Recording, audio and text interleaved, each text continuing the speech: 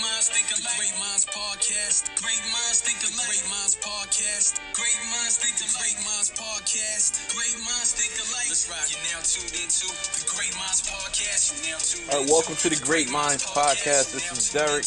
This is Vaughn. And we're here with Ace Brown. What's good, brother? What up? How's everything? Good. Good, Chilling, man. How you? Coolin', man. You know, maintaining, trying to get through this COVID situation. So Yeah, it is what it is. It is what it is. I could dig that. So, me and Ace Brown go way back to Yes. Catholic school in Newark, Sacred Heart. A lot of legends come from that school. So, Yeah. So brief intro, man. My man Ace Brown is a comedian, content creator, host, repping Newark, New Jersey. So Yeah. Hold up. Let me tell you this. I don't know, Vaughn. I don't know if D told you what it is, yo. Let me tell you. We went to elementary school, but one thing is he's not telling you about the times we used to play ball in his yard. yes. Yo, let me tell you, we played ball in his yard. It was like a group of us. We used to play ball in his yard. We talking one court, but Right. we would play to 100, and we would break the quarters up by 25. It's crazy, Aaron. It's crazy. I did not know Yeah. you knew about. I did not know you knew about NBA style. Yes, Okay, We so you did know broke it about. Wow, that's up. crazy. we broke it up by quarters. Quarters. Like if you scored the 25, then that was the end of the first quarter, so on and so forth. Now, here's what's crazy about that. To this day, when I used to play, like when I was real big on 2K, and if I played somebody alive, I used to say I had a good quarter if I scored 25 or more, based off of this Based dude off of right that, here, yo. Yo, you know what's crazy? Based Like off- we probably had like, I don't know, over the course of the years, I probably had like 25 to 30 people from like neighborhood kids or whatever. I didn't remember you played that game. That's amazing. I was just talking. Yes.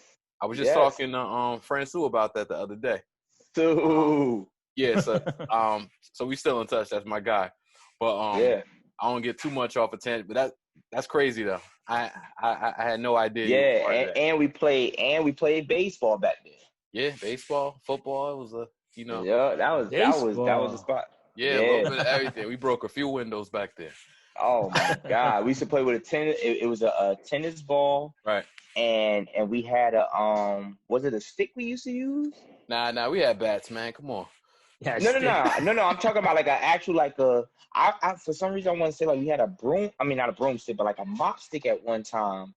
And we used that as a bat, and yo, you used to kill that joint. I ain't gonna even front. I had a baseball, but I ain't gonna front, yo. He used to. That was the one game I was like, yeah, I'm not playing baseball. Word up. That was real. No lie, Vaughn. That was real home field advantage for him. Yeah. For real. Real life, Yeah. All right, so Ace, we want to tap into your background just a little bit for any people that don't know who you are. All right, so Ace Brown, born Aaron Ace Brown, Newark, New Jersey. Grew up with family calling me Ace, and then it started to pick up from into high school and college, people calling me Ace. So being as though it's a part of my name anyway, it wasn't like I was against it or nothing like that. But like D knowing me from elementary school, a lot of people, I don't mind if you call me Aaron or Ace, but a lot of people call me Ace. Started acting when I was 9, 10. Started acting around that age, doing different commercials, Cheerios, Nickelodeon, doing short films. Was on big time sets, Crooklyn, auditioned for Fresh. Actually landed the role for Marlon in the Jackson 5 American Dream, but I had got booked. I don't know if you remember that, dude. When I was Cheerios. and I had bro, it was right around that time. Yeah, it Brother, was pull right around Marlon that up. I time. know about that one. Yeah, well, what happened was the guy Flex Alexander that played the father on 1-on-1. Right. Yeah. He had his own series at the time called Where I Live. Yeah, I remember that. And I got booked for that. I had a leading role in that. And my manager at the time, Shirley Grant, picked that because the Jackson 5 was still in talks. They hadn't cleared it with Joe Jackson because they was going to show that he was, beating on the kids and everything. And that was still in the talks. She was like, this might not go through. This is guaranteed. Take this. Right. So I took that, and I didn't get that role. But a couple people that was in the same camp as they played Tito and Jermaine, the younger versions. They played Tito and Jermaine. But started doing that, and then got into comedy in 2008. Was always a funny dude, being a class clown, especially around high school and college, just being the class clown, always being the life of the party, making sure that everybody had a good time around me. And then 2008, I was like, you know what? Let me see what could happen in comedy. Somebody introduced me to it. Or actually, let me take that back. I went to a comedy show and went to go see D.L. Hughley, and the owner of Stress Factory, Vinny Brand, was like, I asked him, I said, hey man, how can somebody get into comedy? He was like, come out for open mic. Open mic. And I came that Wednesday, and I just kept going from there, man. That was it. And then I got into radio in 2012. Oh, no doubt. I know since you being pretty much like a child actor, So how was that? How'd you get into that? Like, I know a lot of people are listening, a lot of people are watching, a lot of people have kids that thinking about getting involved with that. But how did you get tapped into that? There was a school. I don't know if people know about it. There's a school downtown called Newark School of the Arts. Arts High? Community School of Arts. No, not Arts High. It's Newark Community School of Arts, right next door to the Integrity House. It's a white building by, what park is that? Military Park? Mm-hmm. Lincoln Park? There's a white building right there. Well, that's where everything is now, but they used to own two buildings. They own that one, and then they own the one on Clinton Avenue, which is right by where Advance Auto is. If people are familiar with Newark, New Jersey, you know where Advance Auto is, down by the McDonald's on Clinton Avenue, going towards downtown, right after you come off of Elizabeth Avenue. And there was a building there, and I used to take acting classes there. And what happened was Shirley Grant, who was the manager for Keisha Napoleon, who plays, Rudy. She was the manager for her, and she came in and she picked my sister was auditioning. I don't know, Dave, you remember my sister? Yeah, your older sister, I know you're talking about. Yeah, so she was auditioning to try to get picked up, and she got picked up. And when they came to talk to my moms about what the next step was, the lady was like, well, who is this? And she was like, this is her younger brother. And she was like, bring both of them. And I went down there and started reading, and that was it. No doubt. That's how I got into it. So, if people want to get into it, man, Shirley Grant is still out there. I mean, more things is open. You can get your kids involved in it. But I always tell people, if your kids are really serious about it, get them into it early, so that way they can learn the craft. Right. No doubt. I want to tap back in to comedy. I know you say you started to get into it like 2007. And I mean, as you know, it's different being funny with your boys than actually getting on that stage and kind of locking in. What made you say, you know what, I'm gonna step into this realm? Because you ain't making Raheem laugh no more. Like you know what I'm saying? You out there with all types. You out there, yeah. So all right, so go ahead. I was gonna say, how did you manage that or kind of shift that gear? Well, honestly, I combined the two. So I was like, well, I already had knew about acting, and I wanted to get back into acting after going to Willie P for a little bit, and saying to myself, like, I didn't know what I wanted to do with life. I was like, I want to do, I'm working, but I want to do something. And I was majoring in communications, and I was doing theater and a whole bunch of stuff, and people knew me for it, and they was like, yo, what happened to you? Yo, you was acting. People we grew up with, friend Sue, Jeff, my cousin Mike, all of us that went to school that knew me was like, yo, man, what happened? And I was like, bruh, I just stopped. And then what wound up happening was when I found out about comedy, I just intertwined the two. So I didn't have those butterflies like a lot of comedians first start off, because I knew what it was like to be in front of a crowd. So that was half the battle. Now I just had to be funny. And because I watched Def Jam all the time, I studied stand-up comedy. So I was like, okay, I know what to do. Now I just got to make sure that my jokes is funny.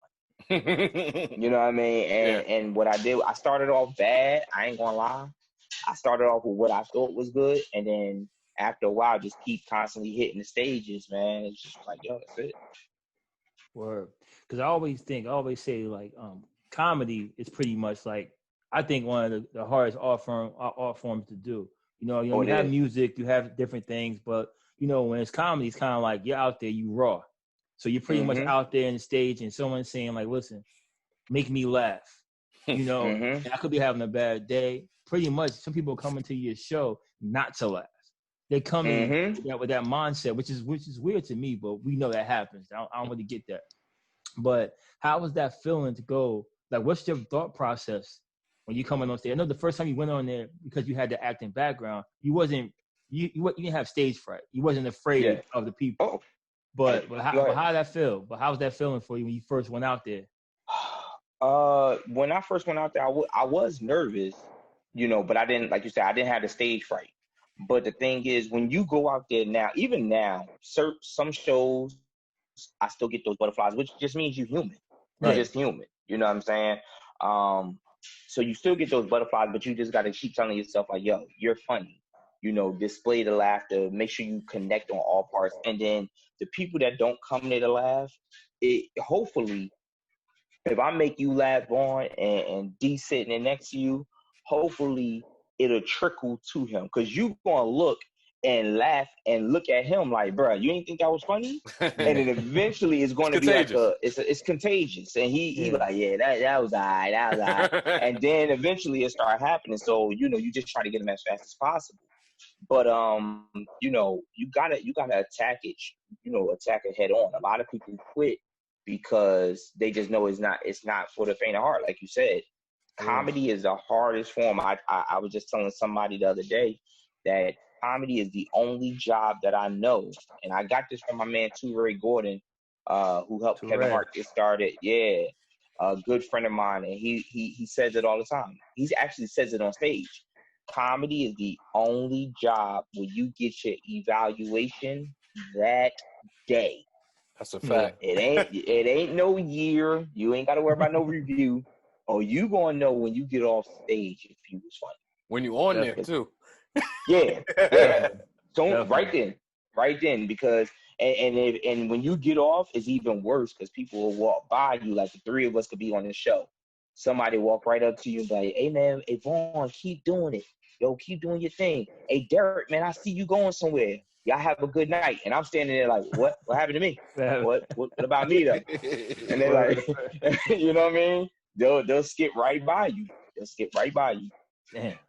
All right, so I used to go. My wife and I used to go to tons of comedy shows, and my thing is like when somebody's not funny, like at least for me, like I cringe for the comedian. You know what I'm saying? I try to get everybody's not that nice about it. So what was your first experience like? You get up there, you see the people in front of you. What was that experience like to you? All right. So my first time doing it was an open mic that I just had that experience of like, all right, it's gonna be some of these nights.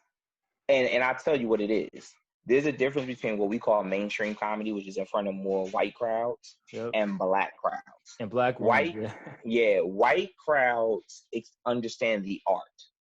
And I learned that. I was like, okay, they may not laugh, but they'll say, "Hey man, keep at it. It takes a lot of guts to get out there, man." You know what I mean? They encouraging after. Word up, pat you on the back. Yeah, they'll tell you, hey, listen, I'm gonna get you connected with, you know what I mean? They'll do all that. Black people, man, we want you funny from the time. Yo, you the comic? Yeah. Nah, yo, you better be funny, yo. And they looking at you. So you're like, damn, relax. No, you like, bro, I just walked in the door. Like, you're the bouncer. You're not even gonna be inside to hear this. You know?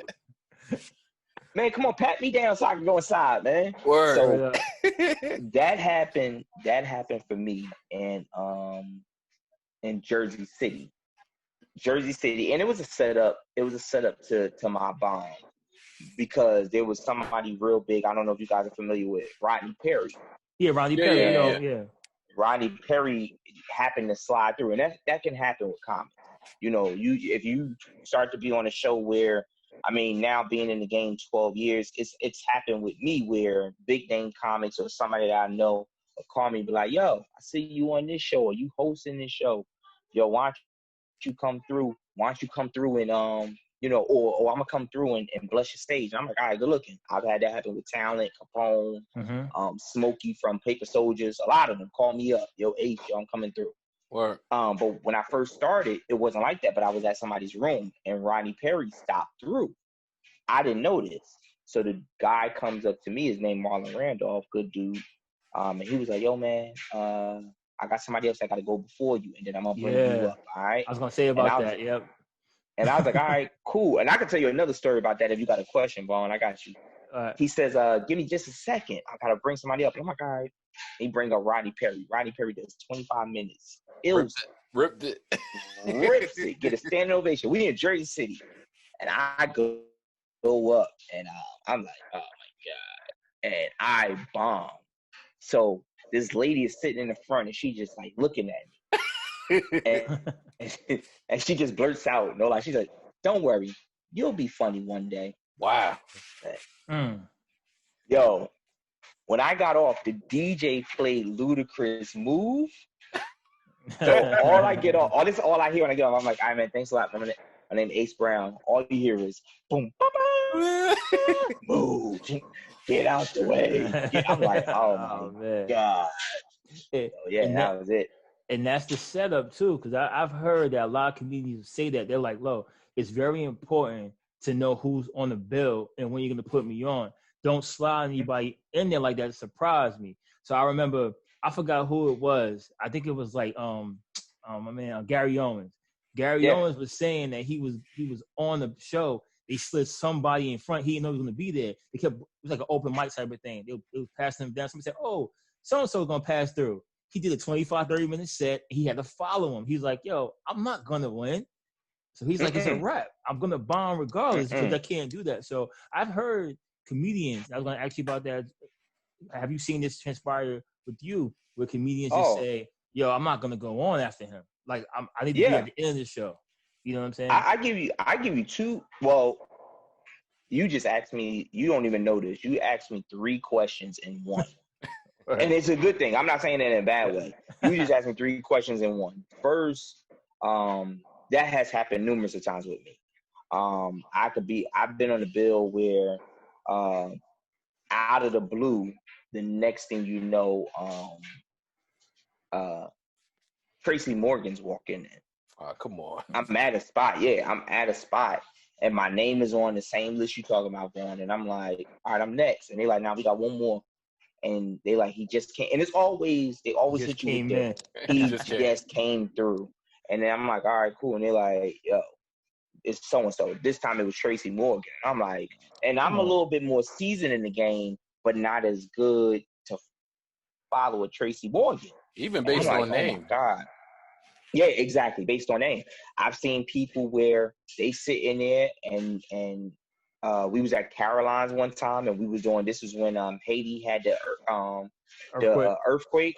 When they had the earthquake, yo, cats was rushing in because they knew Kevin Hart was coming. And they was like, yo, I am not going after him. Yeah. Like, I'm not going after him. So that's to answer your question as well, where people want to know who's on the bill. And Ed Lover was hosting it. And he was like, well, look, I don't really know who on the bill, but apparently Kev is coming through. You should have seen Cats was showing up on time. Yeah. Like, Cats I've never seen show up on time. The shows was there. And I'm like, what you did? Yo, you here early. Yo, Kev coming through. I'm not going after that dude. And then to answer the final part, the final part that, like I said, you didn't even know, people will pull themselves not only off the show, but ask you for more money because of the way you set the show up. Right. You get what I'm saying? Yeah, so like definitely. just using, I'm hosting.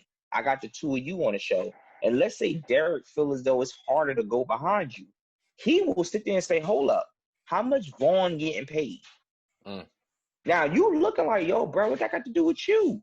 Nah, if he getting paid more than me, he going after me. Got you. And you might be like, but yo, Derrick, man, yo, you can headline or you can close, you can do that slot. Nah, bro, I'm not working that hard. How much he getting paid? And we'll literally hold up a show until either I gotta be honest and say, yo, he's not getting paid more than you, or I gotta say, yo, Vaughn, man, look, check this out, man. You see how he acting. Can you go after? You know what I'm saying? And switch my whole show up. Work it out behind the scenes, because a lot of times, see, like one thing about me is like I never get caught up in the names. Like I'll rock out the Smokey Suarez over like I'm not gonna say people's names, but like a bunch of say it. I want you to say it. Yeah, I want to get out there. No, because Rob, another dude that like I've seen, Rob Stapleton, had me in tears. Tony Roberts. So those are top tier guys, but you got guys or females that you'll have on HBO. I won't even watch it. There you go. And it's not I said I wanted you to say names, not to do somebody else dirty. Yeah. But because my thing is, a lot of people don't look at it the way you just said it. A lot of people look at the names and say, like there's a promoter that I work with now that he's constantly, oh, well, where they from? What they've been on? And I'm like, bro, do you realize how many people you don't know because we don't get the same opportunities as everybody else? And I equated it, the analogy that I use, a lot of people was like, yo, that's the best analogy. I said, have you ever seen Street Ballers? And he was like, yeah. I was like, cats that's in N1 and cats that just be at the park, at the Rucker, or you seen them just balling. And he like, yeah. And I was like, you ever be sitting there and ask them, well, what happened to you? Why you didn't make it to this point? He was like, yeah. And I said, that's what we are. That's what we are. We're the street ballers.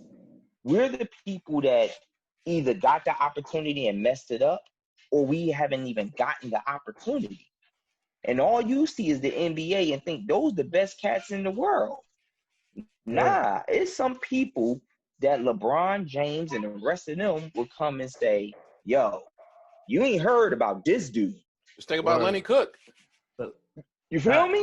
Not even that. Look about Blessed Dead. They say Ali-Mo was the guy. It was like Ali-Mo was pretty much should have been what he was. Like he was like Skip, but better. Exactly. But he didn't have the opportunity that Skip had as far as the coaching. He had the opportunity. Go. Yeah. So I see what you're saying. What you gonna say, Derrick, about? And another part with just to get back to what I was saying, like, and a lot of the comedians that like I prefer Smokey too. I prefer having Smokey to some of the. A lot of them have a different lifestyle than they have when they first started out, and they have a lot more money and different experiences. So on the same token, I can't expect them to talk about the stuff that they used to, but I look at comedy in that way. Like I'd rather go to the Laugh House in Philly when that was running and go catch Laugh House in Philly. Like I used to go there once a month. Like I because it was an intimate scene. Yeah.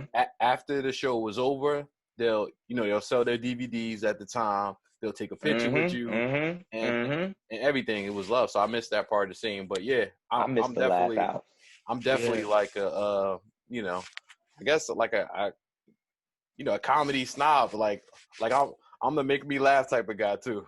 Yeah, and see, you know what it is? A lot of people don't understand that it takes people like you guys to keep the sport around of comedy. Because a lot of people feel as though especially nowadays with Netflix and everything, like, oh, you ain't got Netflix special, you ain't nobody. Oh, you ain't got this, you ain't nobody. You know what I'm saying? And they don't realize that at the end of the day, that we're the reason why people are getting the Netflix special. Because when Tiffany Haddish, and I'm just using her for an example, when Tiffany Haddish want to hear whether or not that joke gonna work, she coming back to these rooms. Yep. Oh, she got to go to the Laugh Houses, to the Stress Factory. You got to go. Yeah, you got to go to these rooms. Right. You know what I'm saying? You got to get yourself in these trenches and see if that junk work. Yeah, that's funny you said that, because similar to Derrick with me, my wife always went to comedy clubs as well. Like we used to be go to the city to us being like in Laugh Factory, go from Levity Live, you know, seeing everything from there. And some of my favorite comedians, like I love like Kyle Grooms. Kyle Grooms. See, think about Kyle Grooms. Think about people that, and I don't want to talk about too much, but I remember seeing him. We would just go to the Laugh Factory. You know, you buy your ticket, and you don't know who's going to be on the bill. You have no idea. You just came 2-drink minimum. You go sit down. That's it. So you sit down. You don't know who's going to pop up. So I remember seeing Kyle. I saw him like 4 times, several times. I'm like, yo, this dude is hilarious. But then I started saying, why am I not seeing him other places in my head? I'm saying like, this dude's funny. Same thing, like I love Dean Edwards, right? Seeing stuff like that, and Donnell Rollins, one of my favorite ones too. Like me and Don, like Donnell, my wife was pregnant with my youngest son. We go to the comedy show. He rubs my wife's stomach and say, "Yo, tell your son when he's born that I'm the funniest MF he ever heard." like he just was funny, and this right before he had his son. So like I've really been loving comedy, and I always wonder like why. And I tell people that just because you're on TV don't mean you're funny. Not at all. And it doesn't mean you have the right connections or whatever it is. So you still have to come back to those rooms to prove it. So how do you see that change? How are people that have some type of success, are they helping? I heard comedy is like a ruthless game. So they're not really helping people to come back up. Let you know with their team, they ain't helping nobody out. Do you see people giving back like that? That's already established? It depends on who the person is. You got some people that are very giving back. You know, that's the one thing I will say about a person like Kevin Hart, who got his camp and kept his camp together. Yeah, I heard that. Yeah, so I commend him. Anytime somebody asks me that question, or you know, comics, we just talking about that exact topic, because that's a topic that is it's talked about, because each one, you know, you got to reach back and give to somebody. And Kev is one of the people that I always say like, yo, he did that. But there are other people that do it. They just don't do it on a grander scale because they can't. They can't. Yeah. You know what I mean? They can't. So to use the people that you said, Donnell Rollins, his opener is my man Marshall Brandon. Yeah, Marshall Brandon, funny. Yep, I saw. Yep, that's funny. Because of that, Marshall Brandon can reach back and grab somebody else. You get what I'm saying? Right. Kyle Grooms, sometimes when he go on the road, he grab his cousin, which is my man Q Brooks. You know what I'm saying? He'll grab Q Brooks. You know what I mean? There's been times where Coco Brown has called me and said, come open for me over here. You know what I mean? Talent, yo, come do this. You know what I mean? So there are some people that do reach back. Michael Blackson is another one. He got my man Shorty running with him, and McGriff. You know what I mean? He got them running. He also had my man Jay running with him or whatever. And because of that, they're able, the next wave can grab. But everybody is not getting paid like Michael Blackson or Tony Roberts or Kevin Hart, where they can grab 3 and 4 at a time and say, all of y'all come. Yeah. You know, it may be just that one person. You know what I mean? I was just scratching the surface. Like I said, Two-Ray run with Samoa. Yeah. When Samoa's on the road, Two-Ray's right there. Right. But because of that, some shows, he got 2 young cats out of Philly that he calls them up. If it's a show that they could get on, hey, y'all come through and get a guest spot. And they do 5 minutes on stage, but you're on a bigger stage straight off of Two-Ray. Right. So there are some, and then there are some that, nah, man, they keep that money to themselves. They don't want that heat in front of them. I was going to ask about that too, about that heat, D, real quick. So say if you're opening up, right? Now, you have somebody opening up for you. I'm the headliner, and you killing right now. Like, yo, I don't know, man. This dude killing. I don't know if I want him opening up for me anymore. You know what I'm saying? You know what I'm saying? Dude, too funny. He's too funny. Nah, he's too funny. I've heard stories where dudes say, like, yo, I was killing. I got pulled from the show. Or the comic, the headline say, yo, tone it back a little bit. You know not only tone it back, you can't talk about certain things. I've heard that too. That's true. I'm using that in my set. Yeah, what's in your set? I talk about my wife and kids. Yeah, don't talk about that. Wait, what? That's You know a what whole I'm saying? Yeah, like that's my wife. They ain't your wife. Nah, don't talk about no It's a whole relationship. different experience. Yeah, don't talk about no relationships or nothing. Like, wait, what? That's And crazy. what it is they're not. I just chalk it up. I mean, I've been doing it, and 12 years is still nothing to me. But I've been doing it 12 years, so I feel confident enough that if anybody, saw this show, saw this podcast, which you guys do a great job at it, man. I gotta salute Appreciate you guys. But if somebody saw it, I say it to their face. I got enough. I got enough in me now, Vaughn and D. Where I could do that. Like, you got some stripes. You catch me 7 years ago. I'm like this. No, everybody's so nice out here. Yeah, like, yeah. now I'm like this. Now I'm like this. See me on the stage. What up? Like, you know what I mean? There's some people they're not confident in their game. Right. You know what I'm saying? Like a talent to disappear. Talent to disappear. Coco Brown, she disappearing. You know what I mean? Now Coco is a little bit different because she's a female and she'll have a male, but talent, he's disappearing. What you mean by disappearing? Like how much time you doing? All right, I'll be back. He'll go He somewhere don't care else. what you talking about. I'll be back. I don't care what you talking about. He come out, he gonna do it. Nah. Yeah. Yo, they gonna love me regardless. Right. You know what I mean? I'm talent. Like, Tony Roberts was the same way. He didn't care.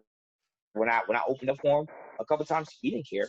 But then there are some people that do that. And I'll be honest, I've been on a show with Paul Mooney where his thing was, how many people was that? 3? No more. Yo, we got a whole another person that was supposed to go. Enough? Can't that many people. Enough. Or I'll walk out this door. Damn. I was supposed to feature I was supposed to go right before him. Paul Mooney told the host, like, yo, put one more person on. I'm walking out the door. My man came to me, gave me my money, and was like, you're not going on. I'm like, what? I'm like, what? You give your bag and touch it, head out the back. That's it. Here you go. You want to go sit in the audience? What you want to do? That's it. What you drinking tonight? Yeah, and that's it. And vodka. Yeah, and that's it. Sometimes you got to take that, but I think it's more so about being confident. Like there's never a time. I was taught by a cat from Jersey named Jay. He goes by the sing median because he's always singing. If you guys seen him at different comedy shows, he's always singing when he does his comedy, real unorthodox style of comedy. And he took me under his wing. Yeah, he took me under his wing. And he always told me, like, be confident in yourself. And once you get to that point, you ain't going to care what they do in front of you because you know that you're funny. Right. You know that you're funny. And if you're the headliner, you're the headliner for a reason. But at the same token, he fired me. And it was a loving fire because his thing was, if I keep you under me, I'm not at the point where I can keep taking you further and further.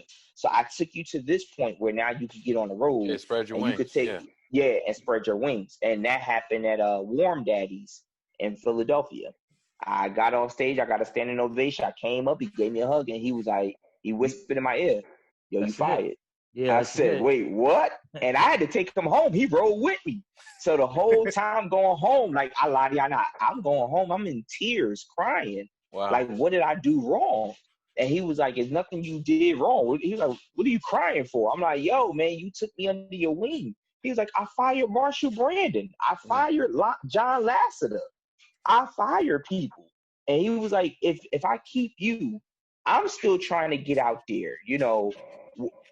How you going to spread your wings? Yeah. And I sat there and I was like, yo, and still to this day, there's a lot of people that booked me off of the fact that they remember I used to open up for him. That's dope, man. That's dope. Yep. So are you getting ready for a show? You step on the stage, right? Mm. Now we know that comedians always like find somebody to kind of get at, like in the front or whatever. I know when I go to a show, if I don't like to be too close to the front. Like, yeah. I'm funny, but I ain't funny like that, and I ain't got a microphone. Yeah.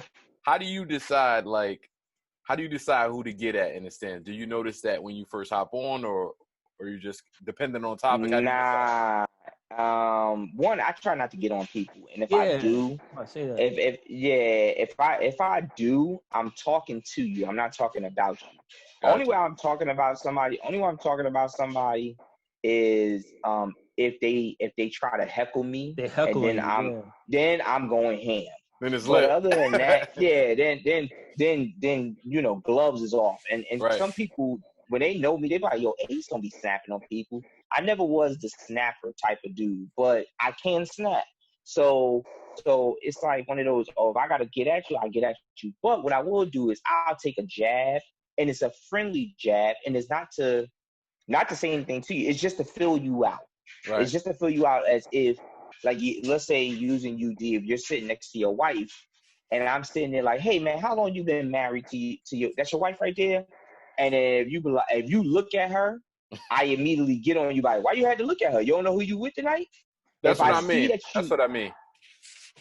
Yeah. So if it's something like that, I just scope the room and just see who has that look of they're enjoying themselves, but they're not enjoying themselves.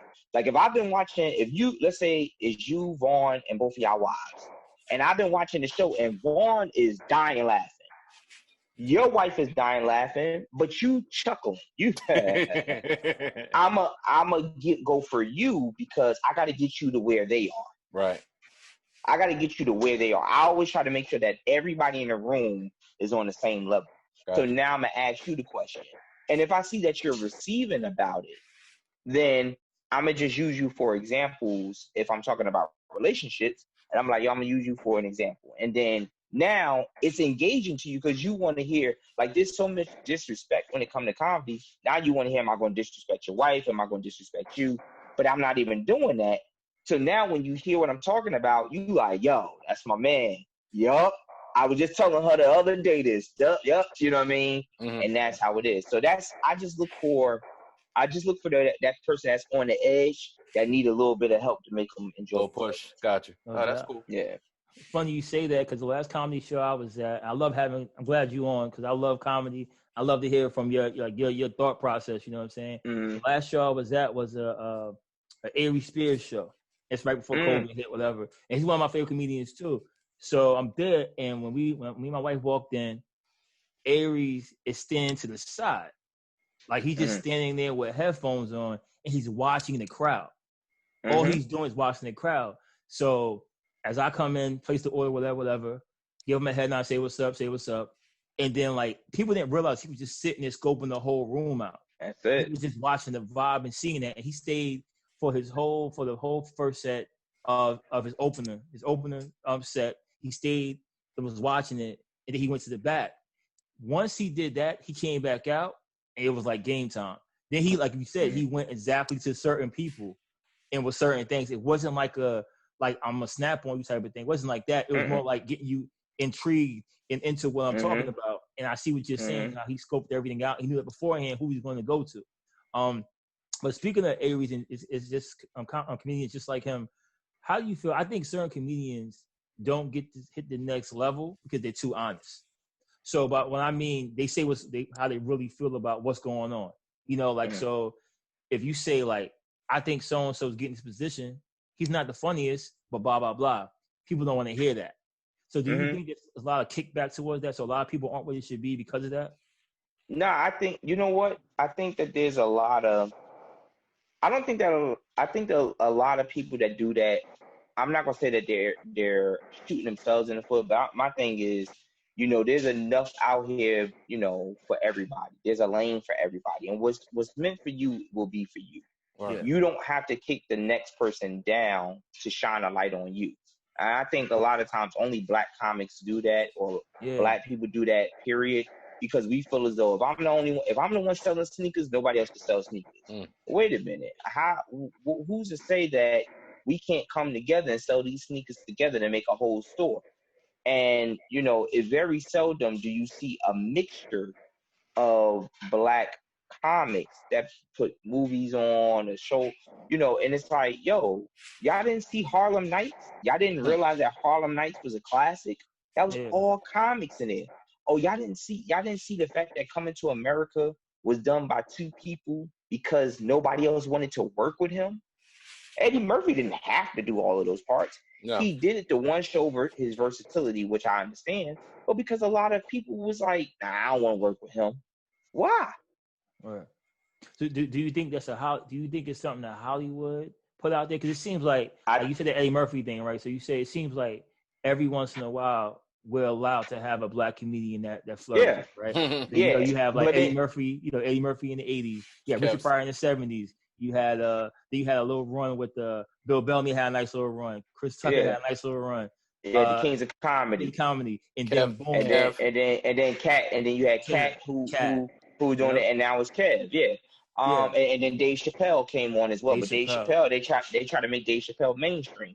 Mm-hmm. I think it's more so that I think Hollywood is gonna allow that, but I think we don't take advantage of what we have to keep doing it. I was telling my wife some time ago that if you look at all of the black stations, you got BET, which even though it's owned by white people, but it's supposed to be for the black entertainment. Mm-hmm. You got OWN, you got TV One, you got Bounce, you got Aspire, you got Revolt, you got all of these stations. Name one that has black stand up.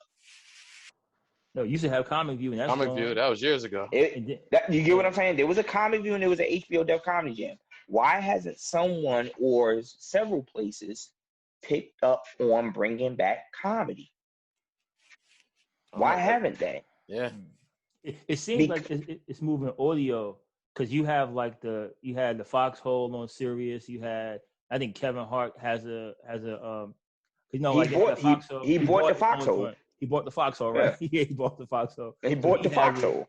So it's like, you're right. It's not. You have to search for it, right? Like it's not like not everybody has XM radio. You know what I'm saying? Right. Like back in the day when you could sit there and go, yo, at 10 o'clock, BET Comic View's coming on. I'm gonna watch it. I'm gonna see Cedric Entertainer. I'm gonna see everybody. Blah blah blah. You don't really see it.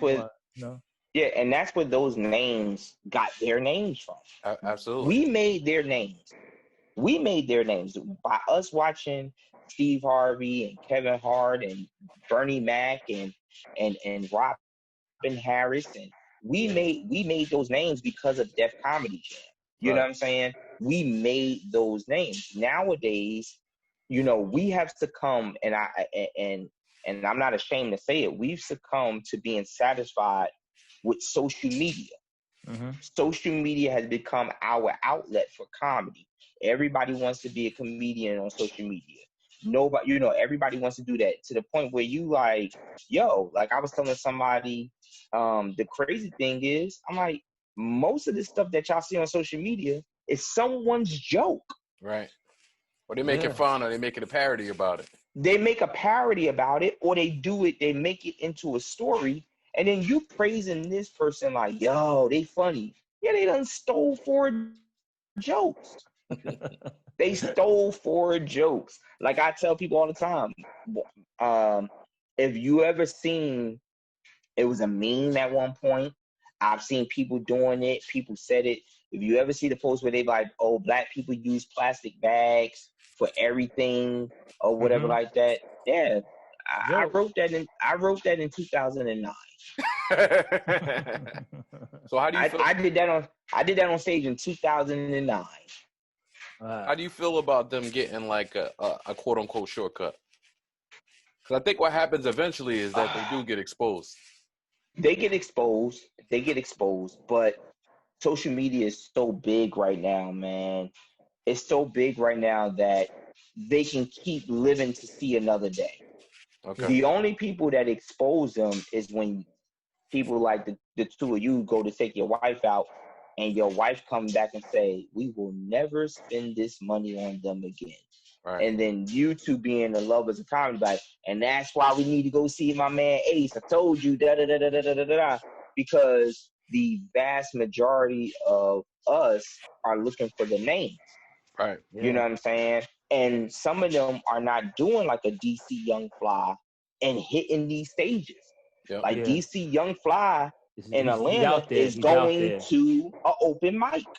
Mm-hmm. He's going to an open mic. He learned the craft. He's gotten better. I've never worked with him, but a lot of people that I know has worked with him like, yo, nah, he a student. he humble. He respects the craft. He respects the craft, and a lot of people don't. They take it, and I've seen shows or I've seen people that open up for people, you know, and I call them, yo, how was so and so? And they suck. For real? Yo, but it was packed though. It was packed. Well, yeah, you done packed it out, and they laughing because they can't believe it's. And I'm gonna use DC Young Fly again. I just can't believe DC Young Fly is standing here. You're not laughing at his jokes. You just can't believe that he's here. You're just in awe of this person. Yeah. Yeah, he's definitely extra talented, and I've seen him. I haven't seen any of his shows, but the whole 85 South crew, they dope to me. I like all. But the 85 South crew. DC is the youngest when it comes to youngest one, right? He is, isn't he? Lowe's been doing it for a minute, and Chico been doing it for a minute. I remember me and Lowe's. I had to go pick up Lowe's from Penn Station when me and him did Willie P together. No lie. I had to go pick up Lowe's, and first thing he got in the car, he's like, "Hey, dog, where the weed at? Where the weed and hoes?" I'm like, "Yo, hey, I had to pick Lowe's up." It's a tight community too, because Derrick and I, we were talking about that before. We're just like, "Yo, it's like a shortcut for this, man. Like it's like a cheat code to do that, but you get exposed though." So I know that if you don't got a 5-minute set, like, come on, you can't get up there because you have physical comedy, right? So like I tell people all the time is that you can be on TV and be funny, but you can't stand on that stage and be funny. It's different. Plus you have writers anyway, but you can, like, all right, prime example. Remember the episode of Fresh Prince of Bel-Air where Will was with DL Hughley, and that was his man. Yep. And Will thought he was funny, so opened up and got played, and DL came and saved him at the end. Yeah. I look at Will, like certain people can do it. Like certain like Martin. That's different. Martin started on stand-up. He can go on TV and do it and be great. Chris Rock, they can do it. Like, what do you think is that difference that allow people to be able to go back and forth or to be better in one than the other? I think it's all about being true to yourself and working on that craft. Some people think was they use stand-up to get to acting, and some people say that. I mean, some people think is they use acting to get to stand-up. Like, for example, me, I think that like a Marlon Wayans, who I've worked with before, Marlon, his stand-up has gotten better because of his acting. Right. You know what I mean? There was times where I was like, to me, I didn't think that he was that funny stand-up wise.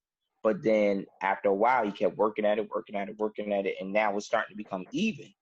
Then you got a person like a David Allen Greer, who I think is great as an actor. He's a good actor. Not so much in stand-up. I say this all the time, and no disrespect, because I think he's a legend in the sense with a living color.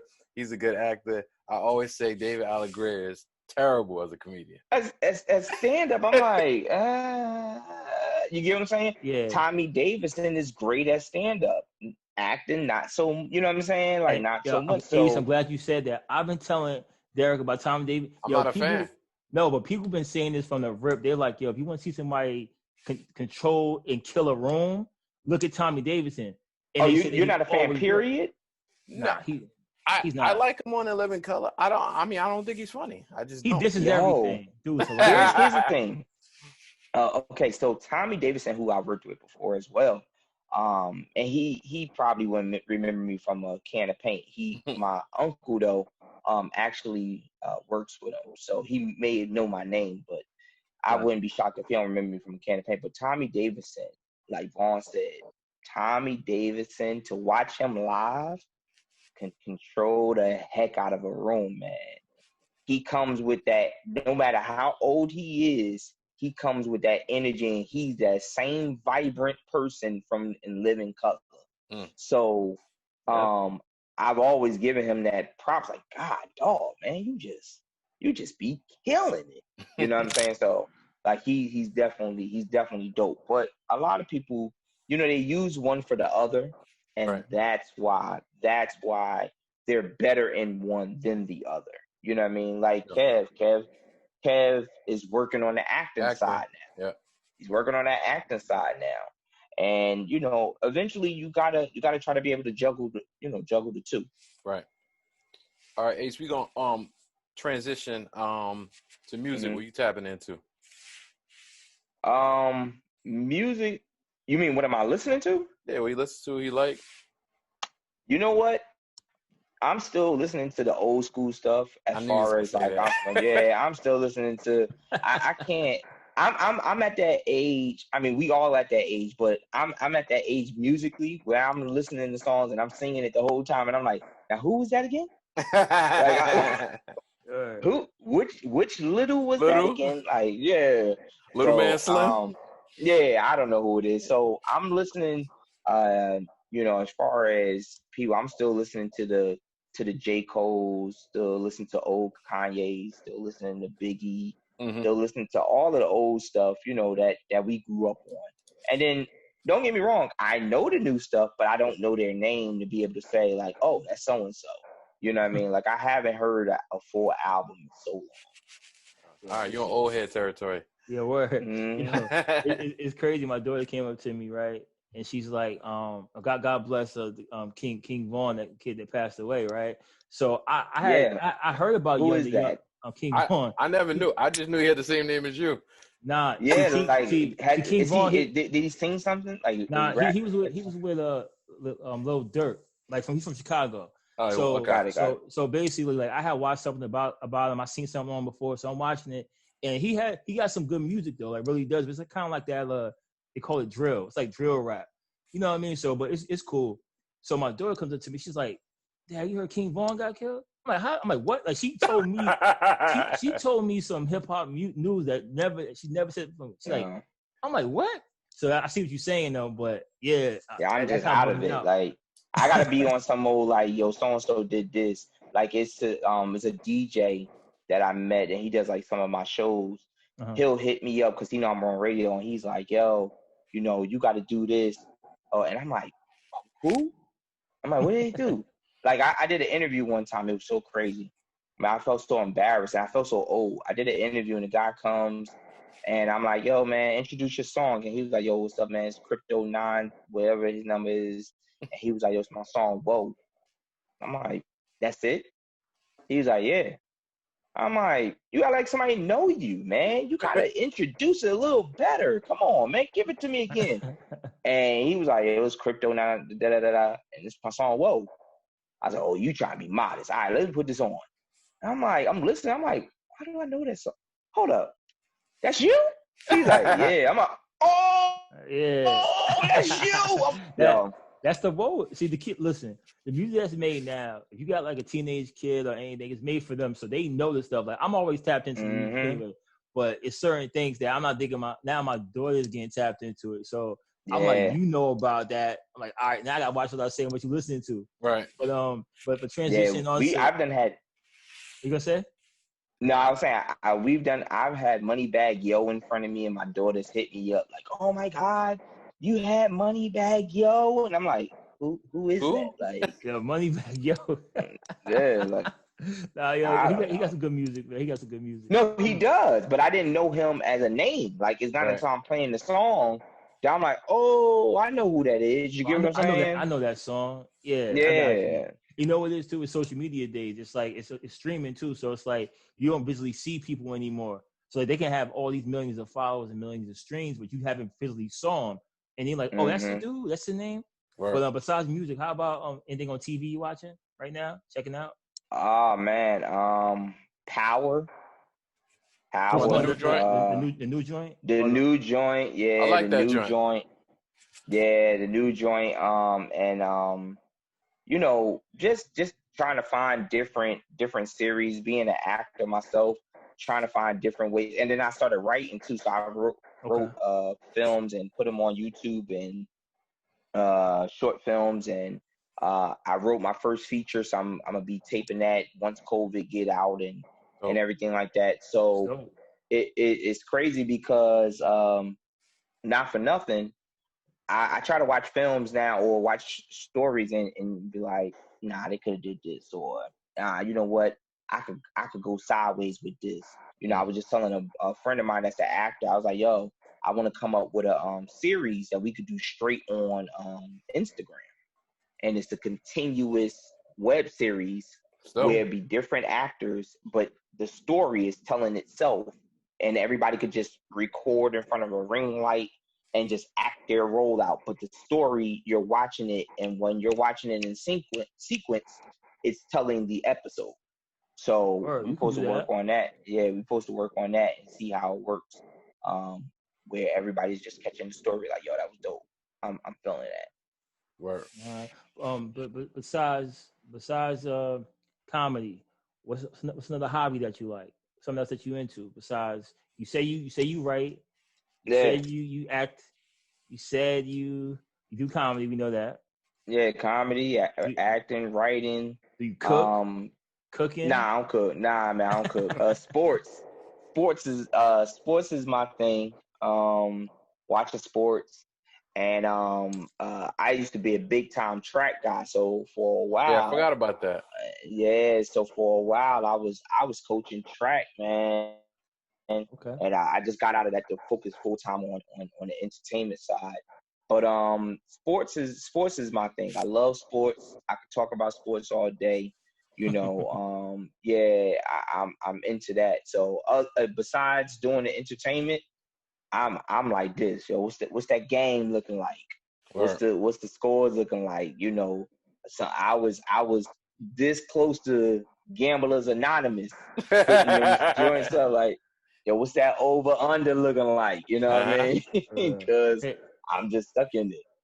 Hey, Derrick, talk about the elephant in the room. We know what you want to say. Yeah, so I was telling Vaughn, I was like, Ace is a Chiefs fan for real.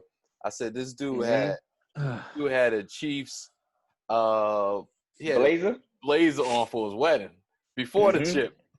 So I'm like, I know he's official. So all right, so I don't root for the Chiefs normally. He's a hater. That's why he root for the Chiefs. They're in the same division. Not that we are as good. Well, actually, we beat y'all in y'all spot this year. Oh, whoa. We got 2 more weeks. We going on this bye, and when we come out, Vaughn, if we're not friends on Facebook, make sure we become friends on Facebook. I'm going to kill this dude in 2 weeks, yo. Yeah. You going to get me and my man, RAP. Yeah, that's my guy. Yep. So I actually rooted for them on the Super Bowl because I couldn't have Vaughn's team win. You know, we got a group chat going, and I ain't going to front, man. What sense does that make, though? His rationale behind that. What sense does that make, though? Because I can't have my friends being too happy in sports. That's all. And that's why I invite him to my house to watch the Super Bowl. He wants bad energy in the building. Bad energy. I ain't gonna hold you. I was definitely shook when they were up 10 in that fourth quarter. I got nervous. We should have won the game, man. Yeah, it was like, man, what was that feeling like? Because y'all was scrambling that whole playoff run. You know what? I didn't even know what to feel, man. A lot of people ask me, like, what was the feeling when it was over? And I was like, yo, I didn't know how to feel. I was just overwhelmed. You know what I mean? I'm not gonna sit here and say I was bawling, crying. I was just overwhelmed, like, yo, we really won. Because for a while, I never thought we was gonna win. I've been a Chiefs fan since 1990. You know what I'm saying? Christian Okoye. Yeah, I was a Chiefs fan when we was in Sacred Heart. It's just that I never wore stuff to school. You know what I'm saying? I had stuff at home. I had the plastic helmet. You know what I mean? I had all of that stuff when we was growing up.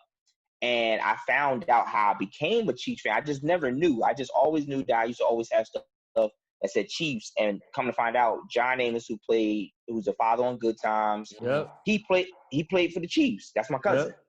Yep. Okay, that's my cousin. Oh, no doubt. I know. That's and I ain't talking about cousin from a cousin. How people be his father, my great grandmother, brother and sister. So, like, cousin. You know what I'm saying? Like he's the reason my hairline messed up. Because it's just all of my hairlines is messed up, man.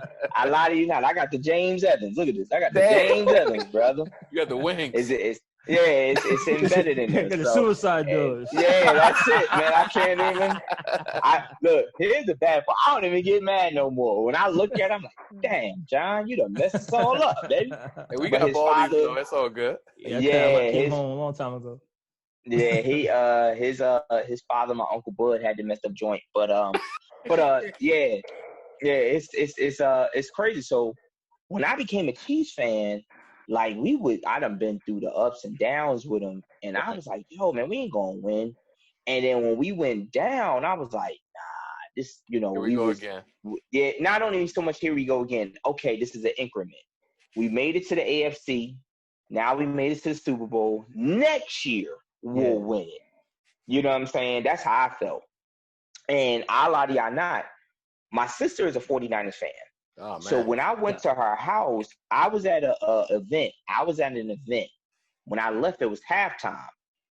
I'm driving down the street, and I'm driving in a car, and I'm headed to my sister's house, and I'm getting the score alerts. Well, when I walk in her house, her and her husband is watching the halftime show. I'm like, what the hell? Hold up. They was like, don't tell us nothing. We ain't see nothing.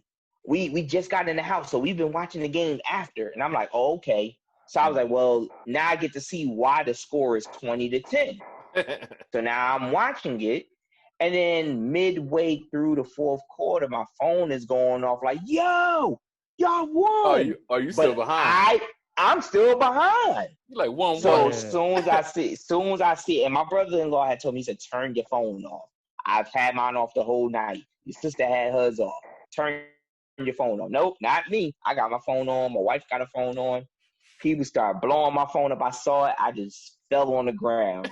My sister was like this. I don't even want to watch no more. And I was like, yo. Yeah. I was like, yo, we won it. That's why I knew this year was going to be trash. when God bless, when Kobe passed and everybody on the helicopter, and then when the 49ers lost that game, I was sitting here and I was watching the game, and like a sickness came over me, right? Like, because see, what I do is as I got older, I don't get, and Derrick can tell you this, I don't get too up or too down with something. So like, I'm like, I can't control it. So it's like, I'm gonna watch it as a fan, but I can't let it ruin whatever happened. I might be mad for I'll be mad for like 30 minutes. Then I gotta and that's it. That's it. I gotta get over it because I'm not getting paid. They ain't getting paid for it. They still getting that $100K for going to the Super Bowl. Well, I think they get $100K for winning and $70 for losing. So they good. Either so way, I'm watching the game. I'm looking at it. There you go. Yo, but the funny thing is when we was up 2010, I was like, all right, this don't feel good though. I was like, it just wasn't feeling like we should be because we were missing too many opportunities on the field. Putting them away. Yeah, I'm like, nah, because they can come up the whole playoffs have been doing the same thing. I'm like, nah. And then once I went upstairs, boys down there watching the game. I'm like, yo, I can't watch. I go upstairs. I start putting dishes in the dishwasher, right? He just doing anything. Listen, I hear trying to keep his mind off of it. I hear everybody yell. I'm like, what happened? And then that's when Garoppolo overthrew Sanders for the touchdown. I'm saying, yo, it's a wrap. I came downstairs. I said, it's a wrap. We ain't gonna win. And I'm sitting there watching it all fall. So, but I gotta say one thing: to lose to the Chiefs, I wasn't that tight because I kind of said like, yo, they haven't won ever, like ever. And well, we won a long time ago. Yeah, it wasn't relevant to us. Yeah, it wasn't. Like 7, right? Like 1, 3. But it was 4 actually. It was 4. So when we lost, I was like, yo, all right, if you're any fan base that I can't be too tight at, like, you know what I'm saying? Like, it's a Kansas City fan base. So I'm like, yeah, we got 5. And I think we jinxed because we lost 2 that we should have won. So I'm like, yeah, we got to shake something off. Here's the crazy thing. The one thing I love about it, and Derrick could kind of feel this way. Not so much you, Vaughn, and only because it's just a lot of 49er fans. The one thing I loved about the Chiefs winning is it ain't too many people that's getting that phone call when it happened.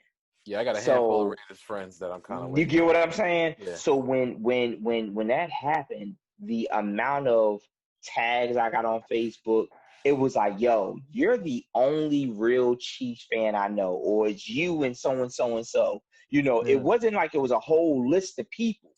It was like me and maybe 2 other names. And a lot of people was like, yo, he ain't a real fan. And I'm like, you gotta do is get your wedding pick. Bro, and people be like, man, did you see what he got married in? Like, bro. And I do it again. That's it. I do it again. Again. Now, Ace, another question before we go to our rapid fire. You think y'all got a dynasty? I don't think you have a dynasty. I think you think we do? I think you don't. He think you do. I think Okay. you don't. I think you.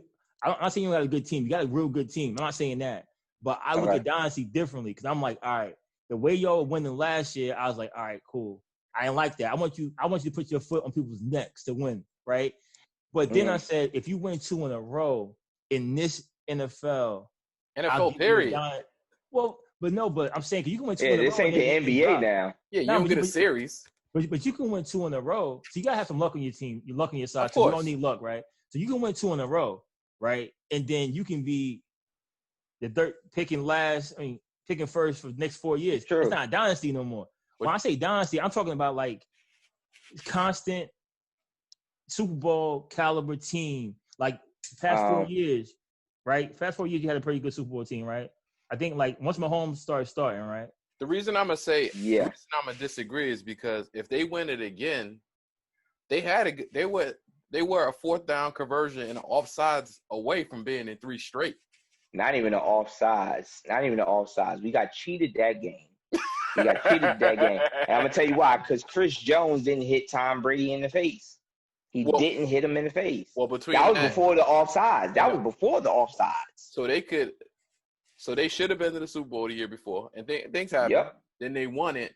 So I feel like if they win again, then like I'm gonna answer your question. What you think? The way I feel a dynasty is not so much about how you win it. It's more so about, are you a threat to a championship? Are you a threat? Because it's not easy. It's hard. They make it look easy. But we see right now with the Patriots. A lot of people are like, well, was it the system? It was a time, and I think it was a combination of the both. Right. Sometimes you can take that same system and give it to somebody else, and they don't pan it out the same way. They don't know how to say, well, you know what, I did this. They don't have that connection. Are y'all eating together as a family and as a unit? I think that what's going to really show is not so much this year, what we do next year. I think the biggest thing was being able to see Pat Mahomes get his money and text Chris Jones and say, yo, I left something on the table for you. Right. That's the start of a dynasty. Agreed. Yeah. That's the start of a dynasty. When people start sitting here, you guys know from even having a podcast, when you start having a podcast and you say, okay, how are we going to do this podcast? Well, I'm going to ask a question, then you ask a question. And I'm going to ask a question, then you ask a question. And we're going to feed into this. We're not going to harp too long on this. The chemistry is what gels.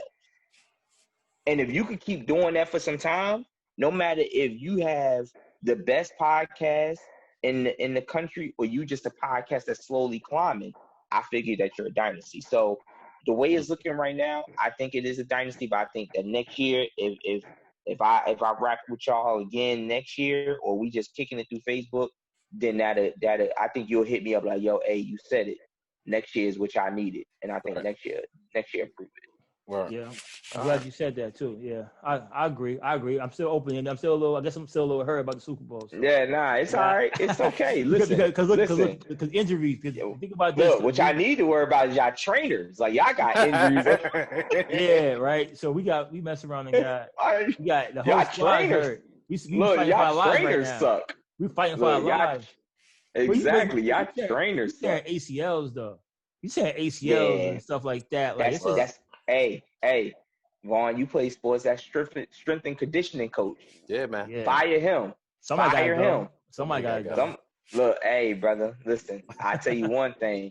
It ain't over here. It ain't over here. I tell people all the time, man. One thing I say is I never knew that Andy Reid kept it stable the way he do as far as coaches. Yeah. If you look at the amount of people that have became head coaches, under Andy legit, Reid, oh my God, he's legit. Oh, it's crazy. It's crazy. All right, Ace, we gonna we wrap up with our rapid fire section. Okay. Couple of good questions for you, this or that, open ended, and good times. You ready to go? Let's go. Yes, sir. All right. So who you got? Eddie Murphy in his prime or Dave Chappelle? Yeah, that's how we coming with it. Yeah, that's off the rip, man. I'm gonna go Dave Chappelle. All right. I said the same thing, bro. Yeah, I'm gonna go Dave Chappelle. Like I love Eddie too, but that Dave Chappelle's like on a different level right now. It's like especially when you include the Chappelle show and all that. Definitely. Have you ever seen Dave Chappelle when he did Def Comedy Jam? Yes. Yep. Yeah. Yo, Classic. I actually went to the Chappelle show back in the day when it was on TV, and he came out and he did a full set. Yeah. And Donnell Rounds opened up for him. I just knew he was Ashley Larry. Yeah. I know he was really doing his thing. And then he did the whole set. And when he did the set, it was on current material that was happening that day. It was stuff from the news that he was talking about. He definitely got a different level. Beast. What you got? Got your all-time favorite Chief. All right. You tell me your all-time favorite Chief. Okay, all-time favorite Chief. I thought you was gonna give me options, but all-time favorite Chief. I was going to, but I said nah. I need all-time favorite Chief. Can I give one old school, one new school? Can I do that? Oh yeah. Why not? All right, and the only reason why because the old school I would be unfair to Chiefs Nation if I didn't say Derrick Thomas. Right. If I didn't say Derrick Thomas, you know what I mean? Insane. He was a monster. You know, got taken away. You know, in his prime. Mm-hmm. I think any Chiefs fan, if I said somebody else, they'd be like, "What? No Derrick Thomas?" You know what I mean? So I got to throw him in there. You know, God rest his soul. But for me, besides Derrick Thomas, man, I got to go with Eric Berry, man. I forgot about Eric Berry. I love what Eric Berry. He was a monster. He's a monster, man. Oh he had cancer. Cancer. Right? Yeah. Yep. He had cancer, came back, and I just think that he hasn't. I think that he wants to come back and play, but I don't think that it sits well with his heart that he's not a Chief. He wanted to be a Chief for life. Yeah. And I just think that when we got Tyrann Mathieu, I was gonna say I just see so much. Spot. I'm like, well, no, my thing was, why we didn't bring him back for a DB coach? True, in some form. I got you. Like, you get what I'm saying? Like, I think he's still so young, though, right? He's not that old. He's probably like 32, 33, maybe. At the top. Yeah, and I just think that his health is what scares a lot of people.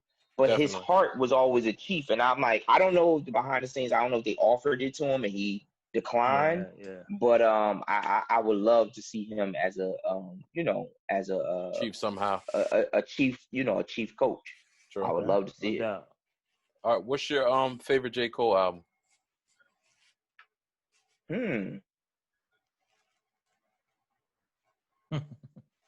That's a good one. I would definitely say possibly the first one. Okay. I would definitely probably say possibly the first one because that's when I think that J. Cole had to scratch the surface. Right. And when he came out, he was my what's the word I'm looking for? He was my fix for me missing Kanye. Okay. Kanye is my all-time favorite. I love Kanye West of the old. Right. Yeah. So when Kanye started doing his stupid stuff, J. Cole was my fix.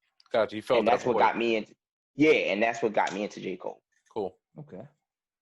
So what's your go-to song or go-to album before you have to perform? My go-to song, I have two of them. It's "I'm Going In," Lil Wayne and Drake. Okay. Only because and it's only crazy. Yeah. And it's because a lot of people know that I always wear hats, and when I'm on stage, I wear my hat to the front the entire time.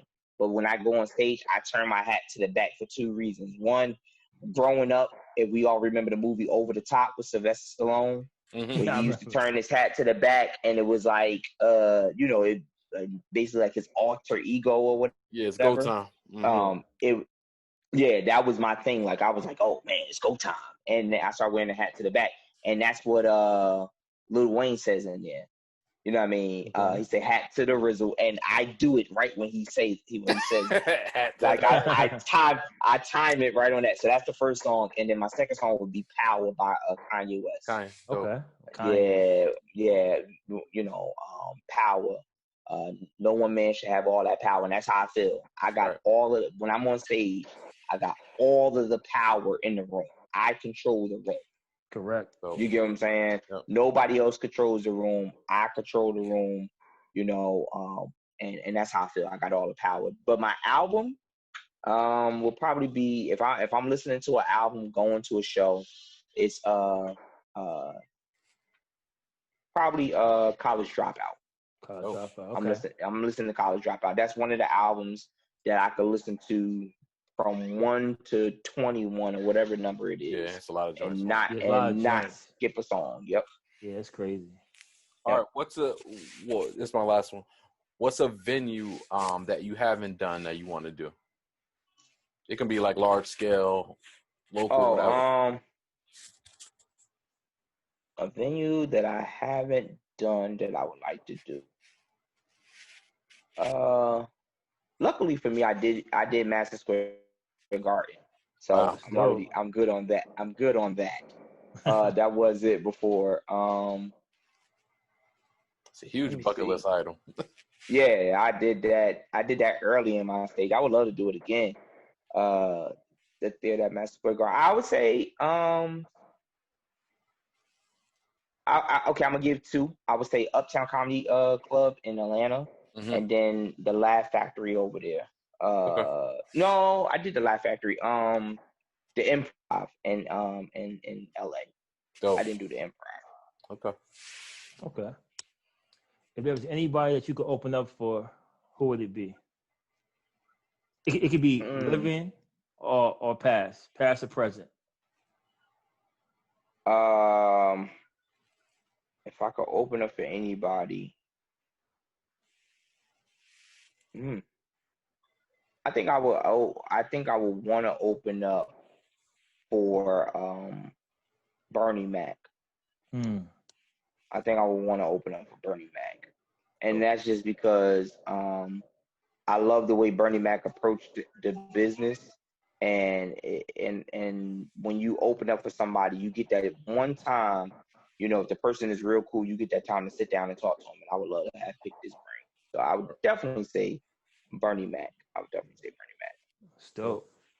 Well, salute to H Brown, man. We appreciate having you. Yeah, man. Appreciate it. If you want to shout out any social media website you got coming up in the future, let us know. Yeah, hit me up on Instagram. I am Ace Brown. On Facebook, Ace Brown. YouTube, all you gotta type in is either I am Ace Brown or Ace Brown Comedian. And if you haven't already, go to any music streaming platform and download my album. Just type in Ace Brown Comedian. My album comes up. Who Are Your Parents? And it's 8 good tracks. It's about 45 minutes of me doing stand up. It's my first stand up comedy joint album, and you get to see the start of me, where it all started. I talk about everything from starting in Newark, all the way to me having 2 kids, getting married, and then getting ready to do my second one. Once COVID is over, I'm gonna do my second one and go from there. So go on YouTube. If you go on YouTube, it's up there as well, but go ahead and download it so you can listen to it in the car. And then on YouTube as well, I have all of my short films and different things that I've been in, so you can see my acting ability on there. Go support that. Yeah, go support that. Again, we appreciate you having you on. Great Minds Podcast. You can follow us on Instagram at The Great Minds Podcast, on Twitter at The Great Minds P1. You can find us on YouTube, Spotify, Apple, anywhere you can listen to podcasts. So appreciate y'all listening and watching. Salute to Ace Brown again. Yeah, man. Keep supporting these good brothers, man. Make sure you guys tune in and support them. Peace out. Great minds think alike. Great Minds Podcast. Great minds think alike. Great Minds Podcast. Great minds think alike. Great Minds Podcast. Great minds think alike. Let's rock. You're now tuned into the Great Minds Podcast. You're now tuned into the Great Minds Podcast. You're now tuned into the Great Minds Podcast. You're now tuned into the Great Minds Podcast. Derrick the Vaughn, old boy like Cam on the song. Culture safe now, thank God. The panic is gone. Time to heal from the pain, take the bandages off. We gotta win, the stakes are high like a cannabis bomb. Okay, it's game time. Picture with the balls, that's a FaceTime. Great mind spreading faster than a rumor through the grapevine. Born and Derrick, deserve the merit. All salute him. It's more than just a podcast, show it's like a movie. Born and Derrick, what up? Great minds think alike. It's the Great Minds Podcast. Great minds think alike. It's the Great Minds Podcast. Great minds think alike. It's the Great Minds Podcast. Great minds think alike. You're now tuned into the Great Minds Podcast. You're now tuned into the Great Minds Podcast. You're now tuned into the Great Minds Podcast. You're now tuned into the Great Minds Podcast.